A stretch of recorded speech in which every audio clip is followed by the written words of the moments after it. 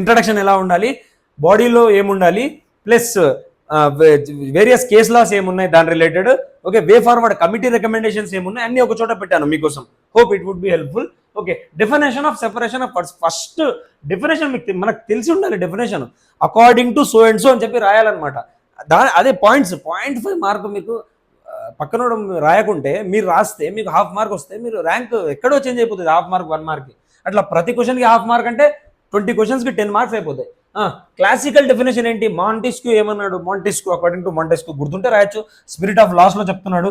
Spirit of loss అనేది కూడా ఇది కూడా గుర్తుంటే ఇంకా మేలు. అంటే మాంటెస్క్యూ అకార్డింగ్ టు అని చెప్పి రాయొచ్చు. ఏమని చెప్తున్నాడు, there can be no liberty where the legislative and executive powers are united in the same person. Okay, nor if the power of judging be not separated from the legislative and executive. అంటే 2 sides of the coin ఉందన్నమాట ఇది. కాబట్టి ఇది useful అవుతుంది. Indian context లో Supreme Court in Ram Jawaya Kapur versus state of Punjab లో రామ్ జవాయా కపూర్ అనేది కపూర్, రణబీర్ కపూర్ అలా కపూర్ గుర్తుపెట్టుకోండి చాలా. Ram Jawaya Kapur versus state of Punjab 1955 లో సుప్రీంకోర్టు ఏం ఇచ్చింది అనేది చూసుకోండి. The Indian constitution has not indeed recognise the doctrine of separation of powers. సుప్రీంకోర్టే చెప్పింది అనమాట. In its absolute rigidity. Supreme court అప్పుడు చెప్పిన స్టేట్మెంట్ చేంజ్ అవ్వచ్చు, ఎవాల్వ్ అవ్వచ్చు తర్వాత కూడా. ఓకే, ఎవల్యూషన్ ఉంటుంది. ఎందుకంటే జ్యుడిషియల్ రివ్యూకి ఆ పవర్ ఉంది జుడిషియరీకి. తన జడ్జ్మెంట్ తనే రివ్యూ చేయొచ్చు అనమాట. అది ఏ ఆర్టికల్ చెప్తుందో మీరు కమెంట్స్లో పెట్టండి. Separation of powers in its absolute rigidity but the functions of the different parts or branches of the government have been sufficiently differentiated. Okay, ఏదైతే ఫంక్షన్స్ ఉన్నాయో లెజిస్లేటివ్, ఎగ్జిక్యూటివ్, జ్యుడిషియరీ సపరేట్ చేసేసింది కాన్స్టిట్యూషన్ అని చెప్పి చెప్తున్నారు మన constitution fathers. As per constitution ఏంటి, article 50 ఏం చెప్తుంది, the state shall take steps. ఇది చాలా ఇంపార్టెంట్. ఆర్టికల్ 50 అట్లనే గుర్తుపెట్టుకోవాలి. కొన్ని ఆర్టికల్స్ ఉంటాయి మెయిన్స్ రాసేటప్పుడు అలా బయాట్ చేసి అలా కాపీ పేస్ట్ చేసేయాలి అంతే, ఇంకా దాంట్లో మాట్లాడేది ఏమి ఉండదు.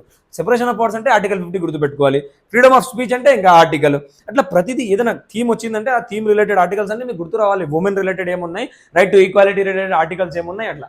Okay, the state shall take steps to separate the judiciary from the executive in the public services of the state.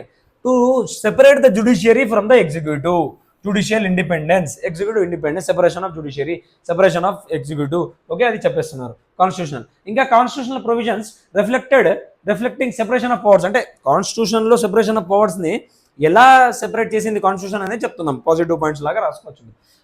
Legislature article 79 to 129. Okay, article 79 constitution articles ఏం చెప్తున్నాయి లెజిస్లేచర్ గురించి, article 79 to 122 union related. State related ఏంటి 168 to 112 అన్నమాట. ఓకేనా, 112. Powers and functions ఏం చెప్పారు దాంట్లో constitution ఈ ఆర్టికల్స్ లో, లా మేకింగ్ ఒకటి, బడ్జెట్ ఒకటి,